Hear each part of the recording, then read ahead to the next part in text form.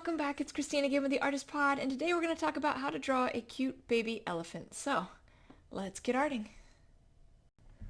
Alright, so as we draw the elephant, we're going to have all the strokes coming down. I know they have a lot of sort of wrinkles down their trunk, but it's going to be easier to sort of sketch it down and then add highlights and shadows to indicate that wrinkling.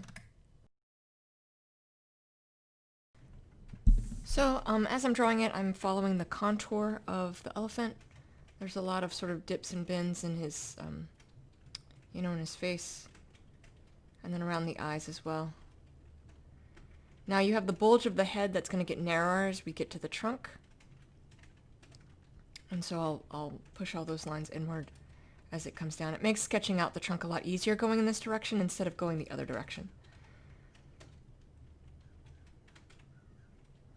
And then the ears. It's a whole lot of space where there's not a lot of sort of detail on their ears. They have the little ruffles kind of at the bottom, but we'll flesh that out in the highlights and the shadows as their ears kind of flap. And of course, being a baby, it doesn't have tusks, so we won't be drawing any tusks for it.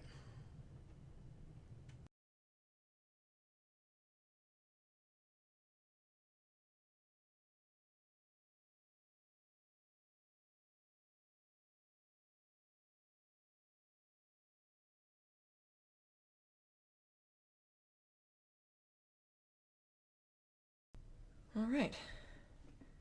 So now that he's sketched in, I think I am going to have the light source coming from over here. And just like always, that means it's coming from, in front of, right? So it's coming from this sort of angle, like the sun would be, above and in front. It's going to allow the subject to show up the best in that it's in front, and so it's hitting the face, and then it's going to round into shadow, as we round on this side. So, let's get started. Now the elephants have a lot of wrinkles on their face, including the babies, although the babies don't have nearly as much. And so what I'm doing is I'm just adding highlights and shadows to the individual wrinkles, but because it's not like a deep recess, I'm also tempering it out pretty significantly. You can see me adding a layer of sort of another lighter layer of drawing in between all of the wrinkles. That's to temper out how deep it looks, how deep those shadows look. The darker that is, the deeper our eye will perceive it to be. So with skin like this, you want to kind of taper it out because it's probably not going to be so deep that it's a big recess, but you want it to show up just enough.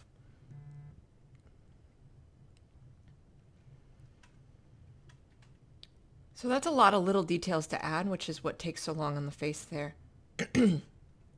All of those wrinkles take a while to do because of how I'm doing them.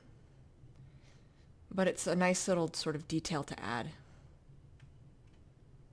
Same will be true on the tusk as I get down in there.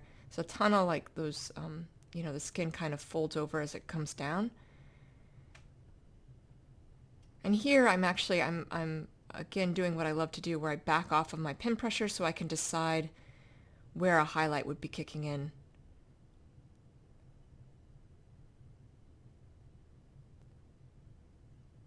And then giving a little burst under that eye, even if it wouldn't have it. You want the eyes to be noticeable. With the first thing we look at is the faces, but if all we're seeing is the face, the first thing we look at are the eyes. So you want them to kind of stand out. You don't want them to be, overwhelming or too much, but you want them to be noticeable. And there you can see I'm starting to add the stripes on the trunk. Now as I do that, I've got to be careful that I'm being consistent with where my shadow would be as the trunk gets narrower and narrower.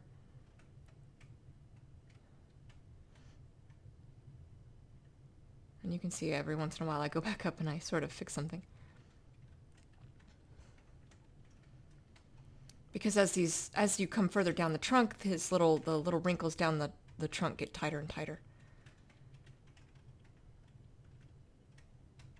And so it adds a lot of really fine detail.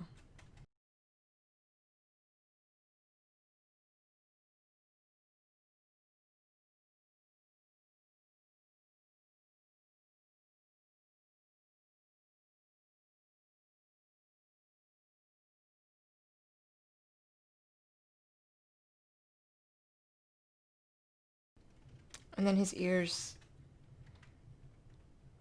His ears I actually found problematic just because it was so much open space. Not that it was hard to do, it just took a lot of time without a lot of interest to sort of break it up. So it was more that the ears felt a little bit more tedious than usual, because they are just kind of this big sort of expanse. Again, on the bottom, I'll be able to add some interest with the little ruffles, the way the ears sort of bend and fold. Now on this ear on the left side, I opted to do the whole thing in shadow first. It's just easier to figure out where the highlights and shadows would kick in when I do that. And then as I was doing it, every once in a while I flip back to the face and I brighten it up just that little bit, because I want to make sure that the ear looks like it is further back and has a shadow as a result of the face, and that the face itself is more forward and prominent and hitting the light. So to do that, I had to add some highlights a few times as I was drawing it. More than I would have liked to normally. And they have a lot of folds where the ears connect into the head. And then it's just sort of that big open space. As the ear gets close to the head, I have, lessened off the pin pressure. And then you can see where I'm putting the ruffles. I temper those down, but that's where they're going to be. You'll be able to see them even once they're tempered down. They were a little bit extreme there.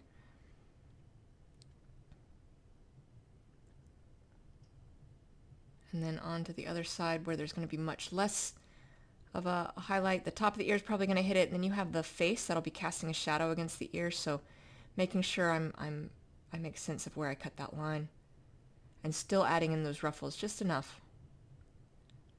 And then the eyes, which I opted to just sort of draw in the white line.